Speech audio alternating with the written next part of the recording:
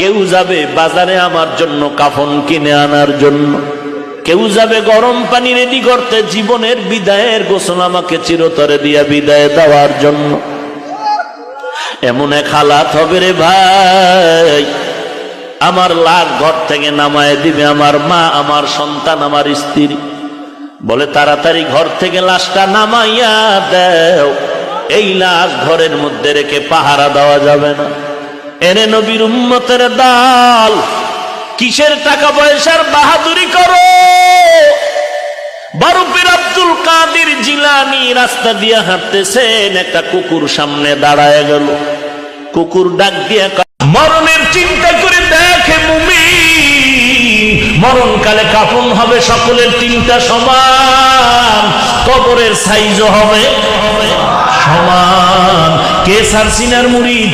বিদাবে থাকবে নি, কাফনের মধ্যে লেখা থাকবে আমি সারসিনা। আমার মরণের তিন কাপড়ে লেখা থাকবে আমি তাবলীগ করি, লেখা থাকবে। আহা, কেন ভাবি না রে বান্দা, মরণকালে সকলের মৃত্যুর কাফন সমান, নাকি আপনাদেরটা কালো আমারটা সাদা? কেন আপনি কালো, তুমি মোহাব্বত করেন, মরণের সময় কাফন হবে কালো। হ্যাঁ, দেখছেন নি কারবারটা কি? চিন্তা করেন তো, দুনিয়াতে লয়ে কি খিলাখিলি। তুই কালো বললি না কেন, সবুজ পড়লি না কেন, সাদার বললি মারি? হ্যাঁ, তুই পাস করলি বললি না কেন, তুই গোলটা বললি না কেন? মরণের সময় কি করলি নিয়ে খিলাখিলি?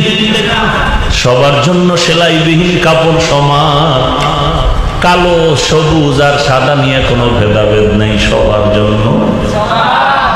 কালো টুপি দিলি কেন, সবুজ পরলি কেন, করলি দিলি কেন, সবুজ কেন নাই, কালো কেন নাই? এইরকম দ্বন্দ্ব কেন করি? মরার সময় তো সবার একই কাপড়, তিনটা কালার, সবার আলাদা না সমান?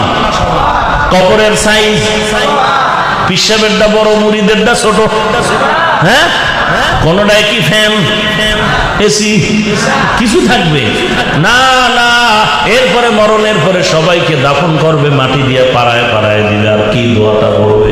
মিনহা খালাকনাকুম ওয়া ফিহা নুঈদুকুম ওয়া মিনহা নুখরিজুকুম তারাতান উখরা।